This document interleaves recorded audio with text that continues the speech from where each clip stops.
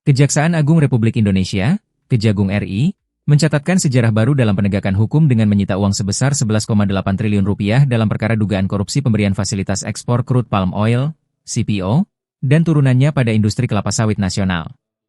Penyitaan ini diumumkan dalam konferensi pers di Gedung Kejagung, Jakarta, Selasa 17 Juni 2025, yang dihadiri jajaran Jaksa Agung Muda Pidana Khusus, Jampitsus, serta para direktur penyidikan dan penuntutan.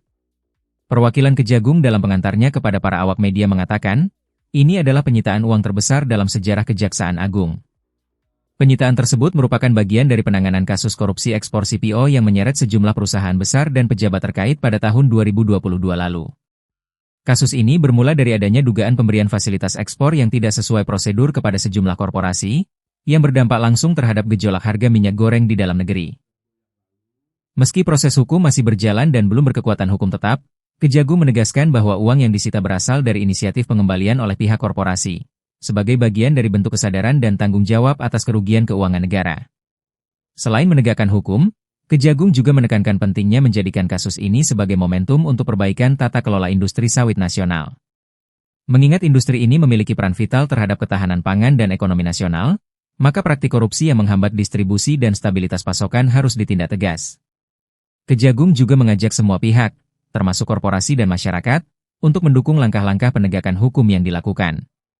Terlebih, pemerintah saat ini tengah serius membenahi rantai pasok pangan dan menekan praktik-praktik korupsi yang menghambat pelayanan publik dan pembangunan nasional.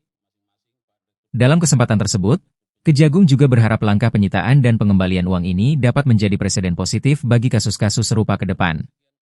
Bahwa dalam proses hukum pidana, upaya represif harus berjalan beriringan dengan upaya pemulihan, termasuk pengembalian kerugian negara yang ditimbulkan. Penyitaan 11,8 triliun rupiah oleh Kejagung dalam kasus korupsi CPO ini bukan hanya terbesar secara nominal, tapi juga mencerminkan arah baru dalam penegakan hukum yang berbasis pemulihan aset negara. Diharapkan, langkah ini mampu mendorong korporasi lain agar lebih bertanggung jawab secara hukum dan sosial dalam menjalankan bisnis di Indonesia.